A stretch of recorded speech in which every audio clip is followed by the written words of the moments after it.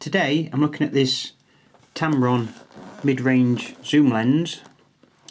The full name is, and bear with me, is a SP AF28-75mm f2.8 XR Di LD Aspherical IF macro lens. And the beauty of this lens is it's a nice range on a full frame camera from 28 to 75mm. And also another major benefit of this lens is it's a constant maximum aperture of f2.8 throughout the range. This is for a Nikon. You can get it in other mounts. And I will say this is a previous version of this lens, although it's the same model number, A09N. This is the earlier version that uses the spindle and it uses the motor inside the camera to focus it, whereas the new version has a motor in the lens itself, so it's controlled electrically from the camera, which obviously will work on all new Nikon digital cameras. But the reason I wanted this one, which is basically an AFD lens, is because it's got a aperture ring which makes it an AI compatible ring, whereas the new one is a G type mount lens. And obviously the beauty of this one is it will work on my old film cameras, like the FM3A, F3, etc. So that's the reason I brought this model. Now it is actually brand new, although they don't make this particular type no more. This one is brand new. I got it brand new. It's a X display model, but never been used. And I even managed to, by contacting Tamron, I've got a 5 years warranty from Tamron on the lens, which is good. And I've been using it for a couple of months now on my Nikon D700, and I found it a very good lens. Previous to that I've had this lens on my D700, which is the Nikon 24-85 VR lens, but I'm really enjoying using this one at the moment. So first of all, let's have a look in what you get in the box. So do bear in mind this is the previous version, so obviously the new one may be slightly different. You've got a little slip card here with the model and serial number on, and inside you've got some bump. International network of Tamron. Not sure what this is actually. All different languages. Cautions when using a Tamron lens. And then you've got the instruction leaflet, diagram showing all the parts,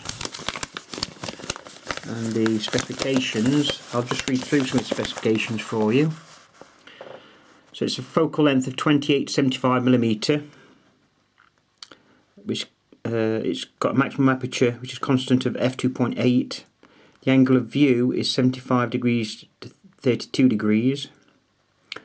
Lens construction is 14-16, which refers to the elements and groups.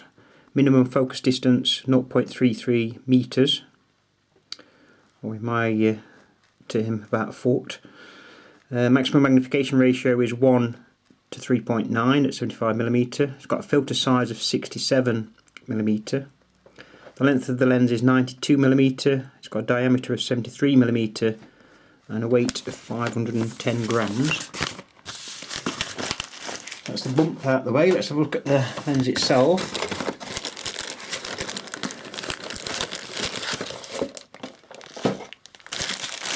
You get a the front rear caps with this. You get your front and rear caps, and you get a lens hood, which I tend really not to use much. Not something I use, but it's there if you want to use it. Nice lens hood. That's the lens itself.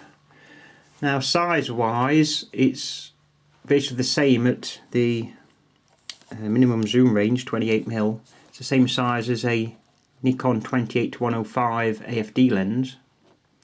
which I did have one of those actually, and since I've had this I've sold that Nikon one, because I found this one does outperform it. It's not got quite the range, the telephoto side, and the Nikon did actually focus closer. It gave you a 1 to 2 magnification, but because of this constant aperture 2.8, and overall it's sharper than the Nikon lens, I kept this one and sold the Nikon one. So looking at the lens, it's got 2 rings. You've got well, 3 rings actually if you count the aperture ring.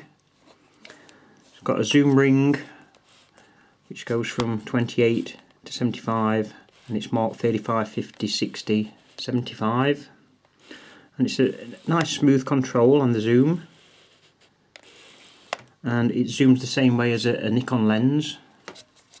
And you've got the focus ring at the top, which obviously is controlled by the camera, and that does actually move the focus ring, although the front element doesn't move when focusing. And it's got a nice smooth control.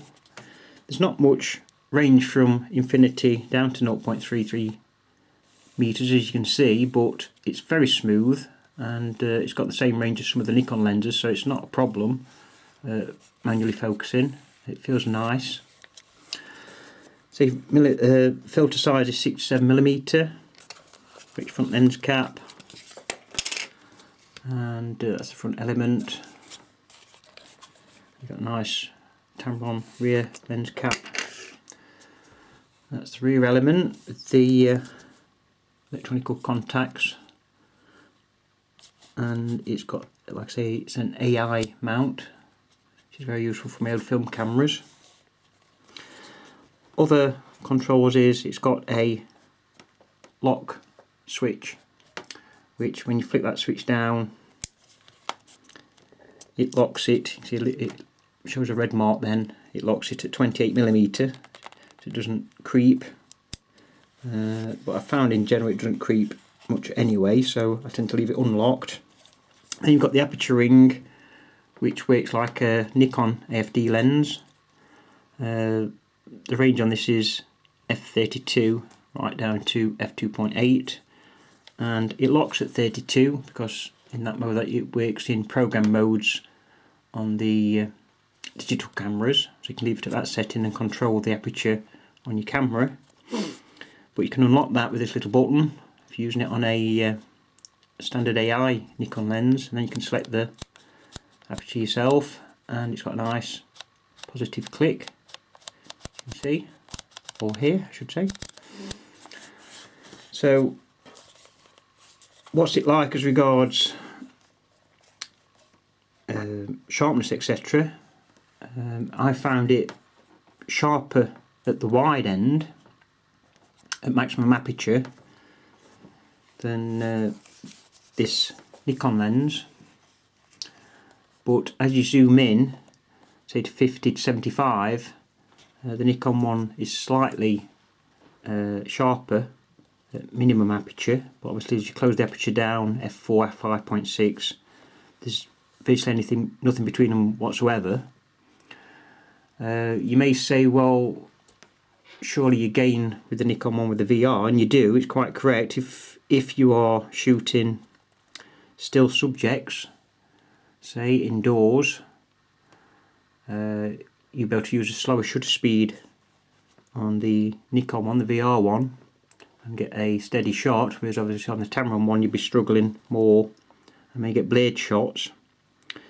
But in general use, especially outdoors and in general use, like I say, you've got the benefits of that maximum f2.8 aperture, and you'll always get with that faster shutter speeds than you can on the Nikon one, and that's obviously better for anything that's going to be moving, so that's why it's a benefit there. Plus the fact that obviously with a 2.8 aperture you'll get more out of focus objects, so you can concentrate on what you want in focus, and it'll give you a very minimum depth of field, and that is very useful in photography, obviously. So I'll just show you how it looks on the camera. trusty D700, which I'm enjoying. I've had it a while now, and definitely one of the best cameras I've ever had. It just mounts on like a Nikon lens, obviously. So it is, I didn't show you the focusing, it's driven by the motor in the camera body, so it uses that shaft on the mount there, and obviously you need a compatible Nikon body to make use of that feature, because not all Nikon bodies have that shaft with the motor built in. Now it does make it, the downside of using this type of system, it makes it a bit more noisier. And if I put the cover back on and let it try and focus, you'll hear it. It's not too bad actually, I don't think.